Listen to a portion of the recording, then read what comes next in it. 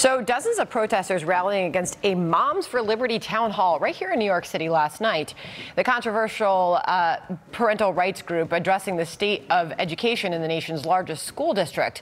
But rather than a thoughtful discussion, the event sparked those protests. Our next guest was there inside moderating the town hall, and she joins us now. Tiffany Justice is here, co-founder of Moms for Liberty. Tiffany, good to have you here. Thanks for having me, What Sandra. happened there last night? Well, I mean, even walking into the town hall, it was really mind-blowing. There were people standing outside. I tried to have a conversation. I invited them up to hear about what's happening in New York City public schools, where only a quarter of kids are learning to read reading on grade level, and they didn't want to come up. And then I saw a tweet later in the night where someone was saying, anything they're talking about in there, we don't want to hear about. And that's the truth. The system in New York is failing to teach kids how to read, and nobody out there, including Manhattan Borough President Mark Levine, wanted to really hear about it. What is it that they're so against, a group of moms wanting to talk about the future of children? I think that they're against us telling the truth, that the public education system in America is failing kids. So in New York, you spend $40,000 per student. If you have 25 kids in the class, it's $1 million. $1 million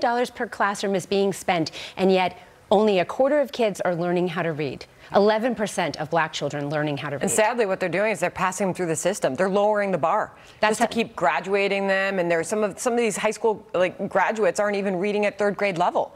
I mean, you can look at the report cards. They're public information. You can look at them all over the country, and that is happening. This is the town hall. I believe Ainsley was at the town hall, and this is just some of what we heard. Listen here.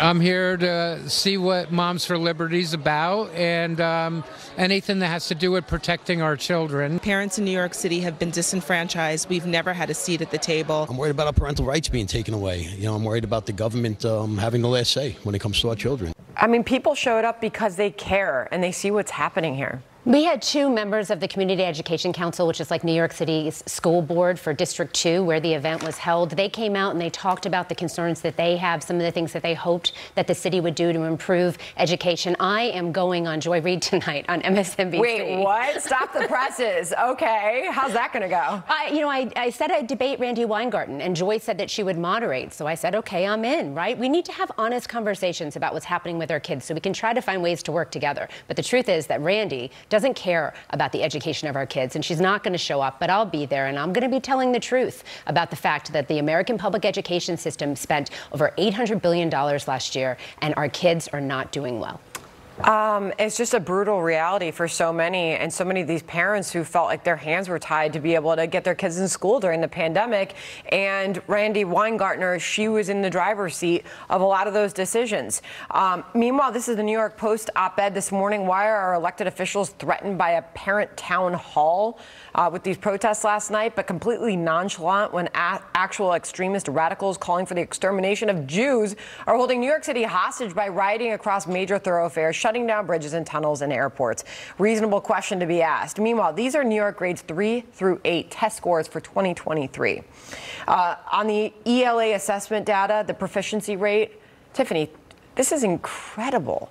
I mean, this is an emergency. 51.7%. The math assessment below 50.